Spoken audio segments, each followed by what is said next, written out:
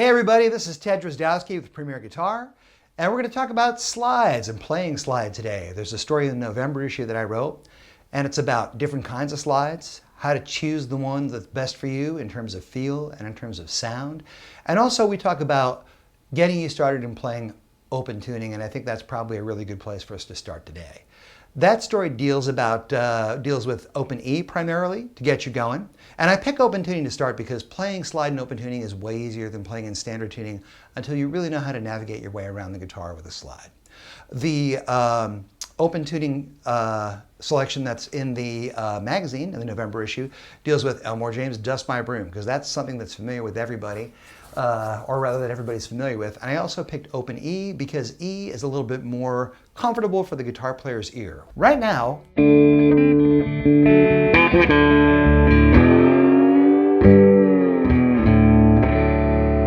I'm an open D because I really like D. It's a little heavier than E. It's just one step down, and it's the same kind of style of tuning, which is called Vastapole, if you happen to be an old school blues player. And it's a favorite among Mississippi Hill Country and Delta blues players over the years. So I've adapted it to a lot of my playing. And to tune an open D, it's D, A, D, F sharp, A, D, going from the fat top string to the thin low string, or from low to high. For open E, it would simply be E, B, E, G sharp, B, and E. Just a whole step up. Easy as pie, really simple to get into. So anyway, open tuning. And again, the reason that I would like you to start playing slide and open tuning, if it's been sort of something you've been wrestling with and haven't been able to get to before, is because anywhere you hit it, as long as you've got a finger going across the neck in open tuning, you're going to get a full chord. Open D. Just like that, really easy. And with the slide, when you're blocking out the strings, it's even easier.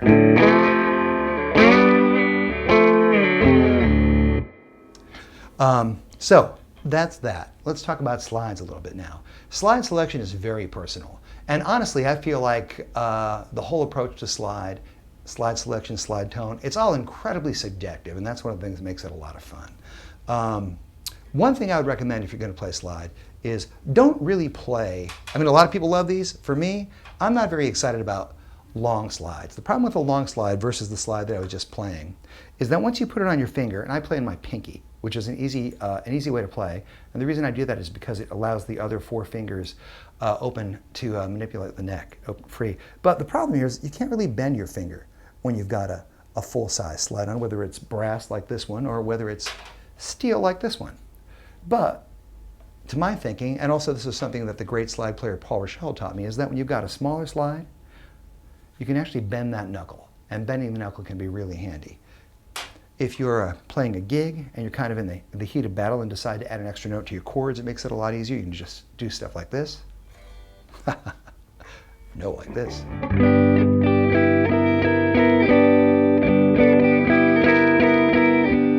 And I love doing that. If you are a little atonally inclined, as I am, you can push it out a little. And just do weirdnesses and squiggle over that extra fret. I like to make weird noises. That's a true fact. So let's look at some of the materials. Everything sounds different to different ears, but one of the most popular slide materials is steel. And I'm going to use the smaller slide so we can manipulate it a little easier. And steel will have a brighter, more ringing sound than glass, or than clay, or than ceramic material, typically. Let's see if that actually is the case when we try it here.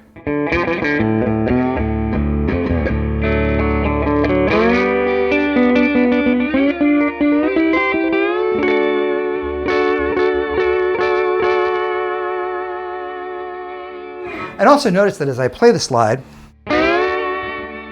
I bring it into even contact with all the strings that I'm using. You want to make sure that it touches every string very evenly right across the neck, everything that you're trying to play anyway. With this size slide, you can play all the strings at once. Some people consider that an advantage. But again, I really like to be able to manipulate the strings with a little bit more depth and precision. And this size slide, the smaller slide, about 1.5 inches or so, is the one that would allow you to do that. So anyway, we had that steel tone.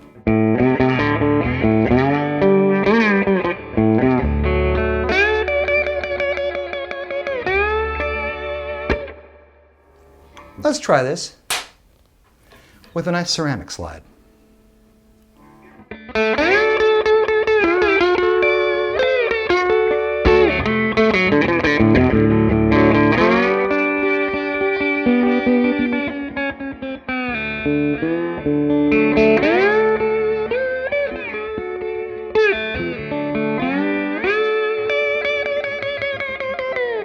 me, that's discernibly warmer. I hope you'll feel the same way about it. But again, I think all this stuff is entirely subjective. Now, here's something that a lot of older blues players used to use and that a lot of people romanticize. It's a bottleneck slide, but if you really look at the shape of a bottleneck, you'll see that it's an awkwardly shaped slide. It's not as easy to make full application to the strings that you're moving across as one of the smoother ceramic or other material slides are. And it's got this big knuckle right here, which is the rim of the bottle. And if you're not careful, that's going to really get in the way, especially if you try to cover all the strings. You're going to end up with something like this. And I'm not sure if it's discernible, but I can feel that catching right here on the edge of the neck, and that's not a really good thing. However, you know, if you're going for a real old school tone and you're willing to deal with the difficulties that bottlenecks present, they can be fun. They look cool. I mean, look at that. That's cool. It's from a wine bottle that I drank myself. So there you go. And you can make one of these yourself by cutting it with a special saw for glass, or by using a piece of superheated wire or a heated cutter. And also, Tony Furtado, the great slide player, sells his own variety of these. And there's an instructional video on YouTube of Tony making these, so you can actually check out what Tony does and get a really good view of it. But anyway, here's a little bit of glass slide for you.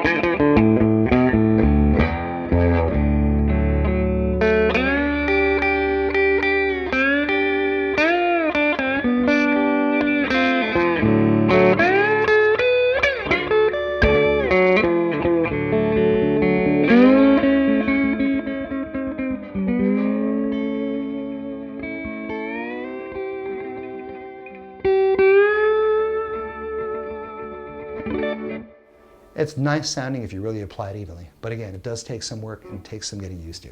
So if you're just diving in, I'd get something that's nice and smooth. So let's revisit brass, which I was playing a little bit at the beginning, just so you can hear the sound of the brass slide too for just a moment.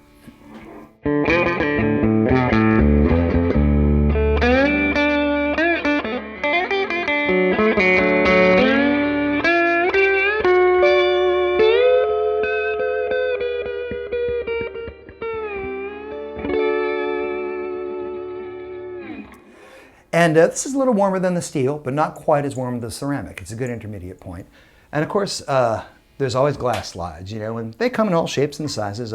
One of my great friends was the late jazz guitar player, Sonny Sharrock, who was a slide player. And he used to play a super thin one like this until he hit the bridge with it, and it shattered around his finger and cut his finger. So that's how he got away from brass slides. And he actually used a bar for playing that you use for normally playing a steel guitar or a lap steel guitar.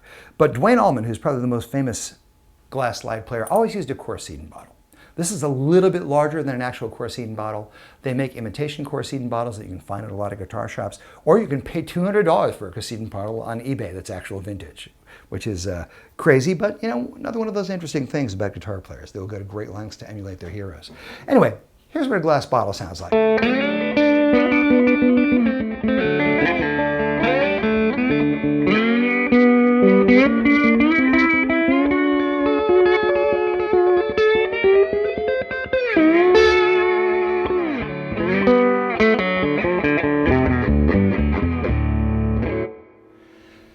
And the other thing about glass is that it's a little more hand-driven. You'll get some degree of momentum from the weight of other materials, but glass, you really kind of have to drive yourself along the neck all the way. Another interesting kind of slide, I think, are some specialty slides have a more raspy exterior coating. This isn't quite like sandpaper, but it's very close. I don't know if it's possible to see these little rumples, but it's got little rumples all over it. So let's just try this, and you'll hear the dig when I hold one specific chord with this. It's kind of a cool thing.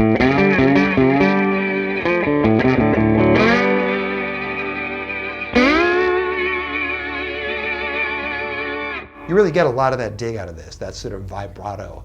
And there are also sort of little specialty slides like this, you know, which are meant to be, you'll find all sorts of things. There are partial slides that are only about maybe that long. The problem with those is they're very hard to control. If you're only using it as an effect occasionally, sure, but if you're going to be playing a fair amount of slide and going back and forth between standard picking and slide picking, you don't really want to deal with something that's going to be slipping around your finger. It's very important that a slide fits snugly, I think, on your fingers so you can make that additional manipulation with it. But there are things like this, you know, which are meant to be worn on a thicker finger and slid like this, and then, you know, turned around when you're not using it, so you can actually use it as a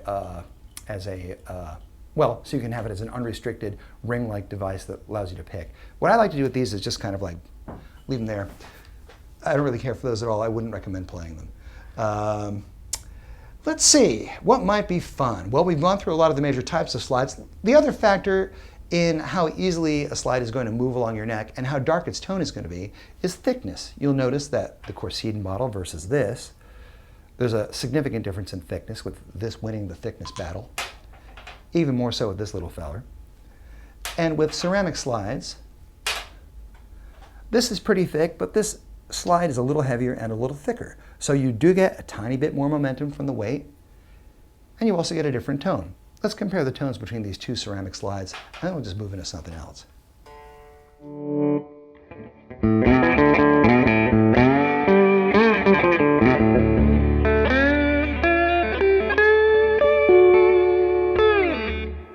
So there's that guy.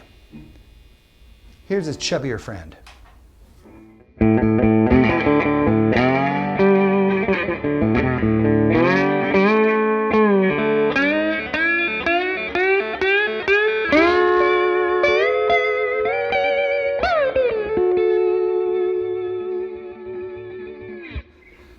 As someone who's wearing the slide and playing it, I can feel that this is moving a little easier with the additional momentum.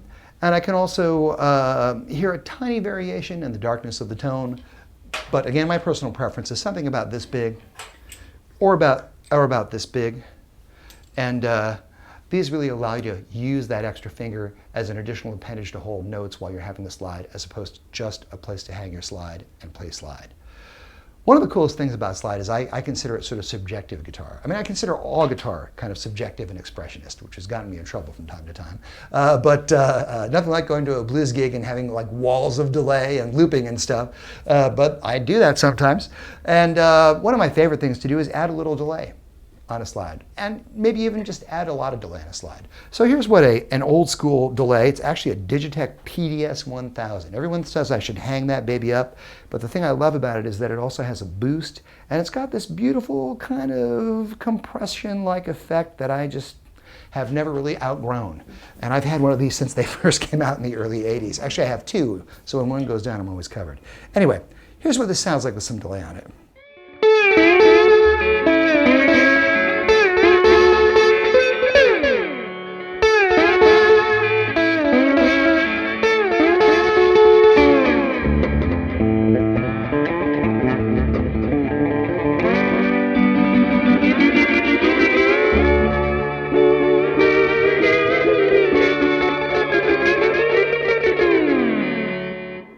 Let's throw a little reverb on there too.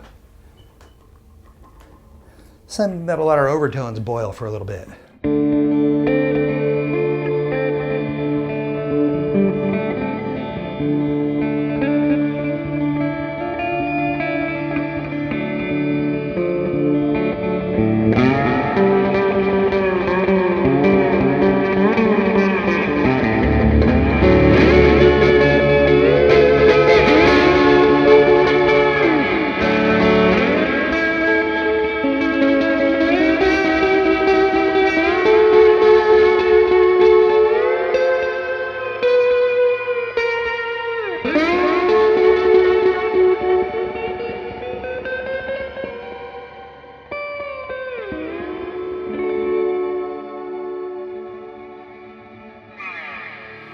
I dig that, and that's really a tone that's only possible with slide.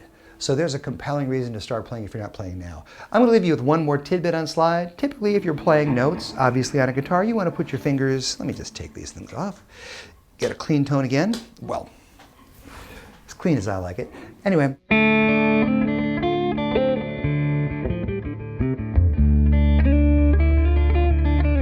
You want to get your fingers right in front of those frets to define those notes. But with the slide, you have to remember to put the slide directly on top of the fret, not before. If it's on top, it will not sound accurately.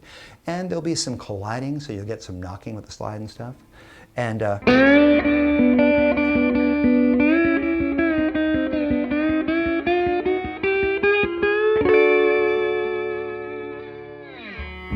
so that's an important thing to remember. And the other thing, there's a myth that I really would like people to know. A lot of people think that a slide guitar or a guitar for slide has to have specially raised action, so you don't have any collisions with the frets or any other issues with the hardware on the guitar. But the truth of the matter is, you don't really need to do that, and it's much better not to. If you play with a tiny bit of distortion anyway, if there are collisions, they won't really come through. And also, if you are going to be playing notes, regular notes, just... It's so much easier if you just put the action where you love it when you're just regularly playing guitar, and just use that for both slide and conventional guitar playing. Man, and I think that's it. If anybody sees this video and they have any questions, just leave them for me and I'll try to get back to them and answer you. And if you get a chance, go check out that piece in the November issue of Premier Guitar. It's an introduction to slides and playing slide. Peace. Don't forget to sign up for PG Perks, your all-access pass to exclusive gear giveaways and discounts on PremierGuitar.com.